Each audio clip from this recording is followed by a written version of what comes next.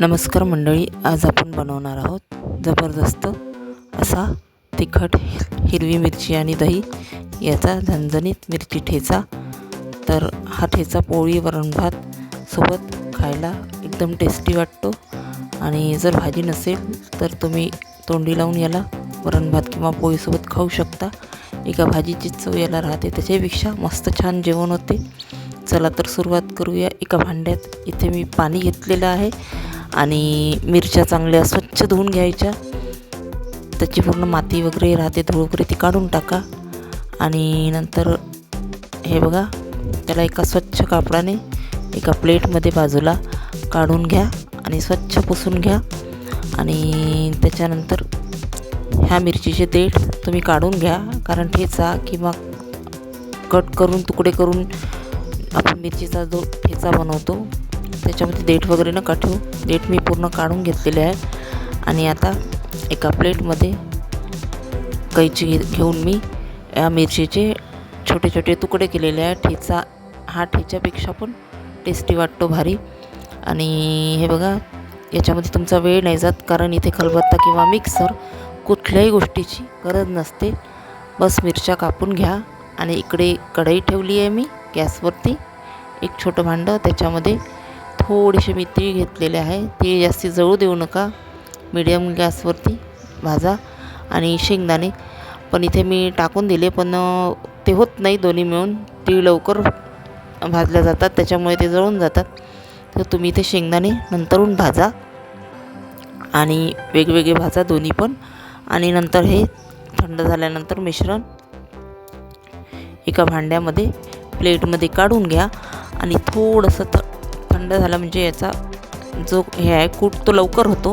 तर मिक्सरमध्ये मी इथे याचा समोर कूट करणार आहे। थोडा वेळ याला थंडगार होऊ द्या। आणि हे बघा, त्याच्यामुळे लवकर बारीक होते। आणि साल पण नका काढू, साल वगैरे काढायची काही गरज नाही, मी काढत नाही। आता इथे बघा मिक्सर भांडं घेतलेलं आहे आणि हे बघा, याच्यामध्ये आपण कूट करून घेऊ, खूपच छान वाटते। आणि मेन म्हणजे याच्यामध्ये तुम्हाला जास्त मेहनत नाही ना, खलबत्ता आणि मिक्सर काहीच नाही।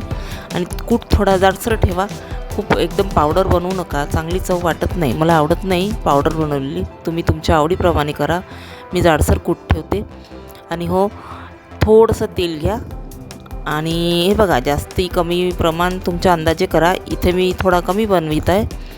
आता जिरं घेतलेलं आहे मी आणि ते जिरं याच्यामध्ये आपण तेलामध्ये गरम झाल्यानंतर तेल टाकू, चांगलं तडतड फुटू द्या। आणि मग त्याच्यामध्ये हिरव्या मिरच्या टाका आणि थोडा वेळ, एक 5 मिनिट थोड्या मिरच्या चिमटपर्यंत सॉफ्ट होतपर्यंत याला तळा ब्राऊनसर, कारण कच्च्या चांगल्या नाही वाटत। आणि तुम्ही नंतर याच्यानंतर आपण थोडं मीठ टाकू याच्यात।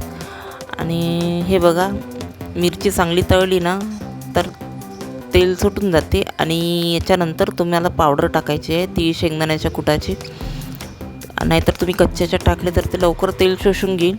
कारण थोडं थोडं करून 2-2 मिनटं सगळ्या वस्तूंना आपण चांगलं गरम होऊ दिलं ब्राऊन, आणि चांगलं परतलं ना तर त्याला तेल सुटते। तीळ आणि शेंगदाण्याला पण तेल सुटते बरं। तेल थोडं जास्ती टाका, चव चांगली वाटते। आणि हळूहळू हळूहळू याला हलवत राहा, मीडियम गॅसवरती करा बघा, जळू नका देऊ। आता मी इथे शेंगदाण्याचा कूट टाकलेला आहे, शेंगदाणे आणि तिळाचा, तर तो पण चांगला आपण 1-2 मिनिट चांगला हा गॅस थोडा वाढवून घ्या। तिथेच उभं राहा, इकडे तिकडं नका जाऊ, नाहीतर जळून जाईल। आणि तिथेच हे बघा, मी याला चांगलं हलवून घेतलेलं आहे, चमच्याने मिक्स केलेलं आहे।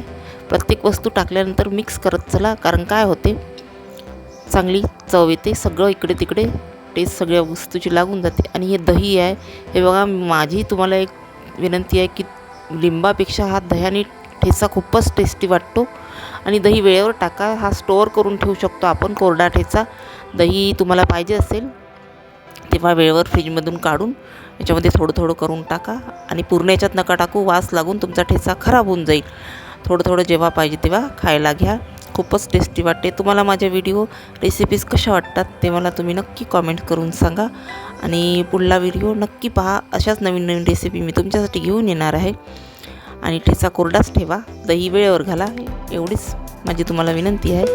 खूप छान वाटते चवीला, पोळी वरण भात कशाही सोबत हा ठेचा मस्त वाटतो। आणि झटपट अगदी 2 मिनटात, 5 मिनटाच्या वरती याला वेळ नाही लागत। थोडी हिरवी कोथिंबीर घाला आणि गोडलिंबचा पण तडका द्या, आणि पाहिजे तेव्हा जेवणासोबत खायला घ्या.